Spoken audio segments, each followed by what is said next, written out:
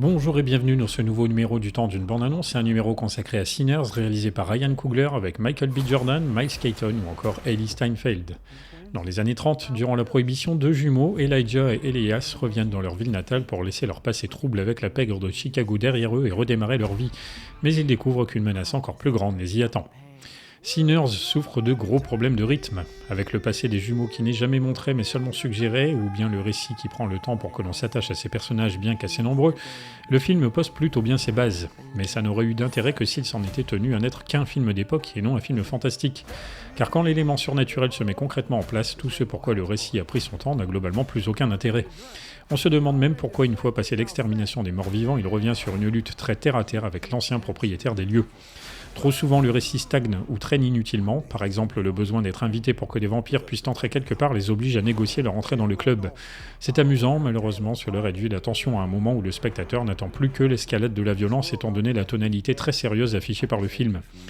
Je ne parle même pas de la scène inutilement rallongée où les survivants mangent de l'ail, ni de l'affrontement final forcé alors que les humains étaient parfaitement à l'abri à l'intérieur, ou enfin du fait qu'il se conclut par un lever de soleil incroyablement soudain. Ensuite, Sinners traite étrangement de la question de la vie après la mort. Stack et Mary semblent en effet plutôt heureux d'avoir fui le combat, d'autant qu'apparemment personne ou presque ne les traque, les Indiens qui poursuivaient le premier ennemi n'étant plus jamais revus ensuite. Et comme pour mieux justifier le mauvais côté des vampires, le film semble contraint de nous montrer une séquence dans laquelle on voit Annie, la femme de Smoke, qui a finalement bien accouché dans l'au-delà qu'on suppose être une forme de paradis. Dans tous les cas, les morts continuent bel et bien de vivre. C'est une idée que le film aurait peut-être dû creuser davantage compte tenu de son titre et du fait que l'œuvre s'ouvre puis se referme dans une église.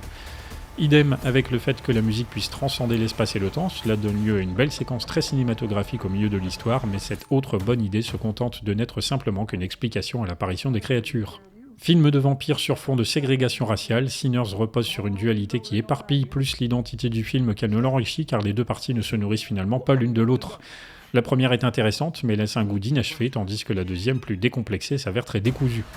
Malgré une réalisation agréable, des personnages charismatiques et quelques idées, Sinners a péché par orgueil et gourmandise.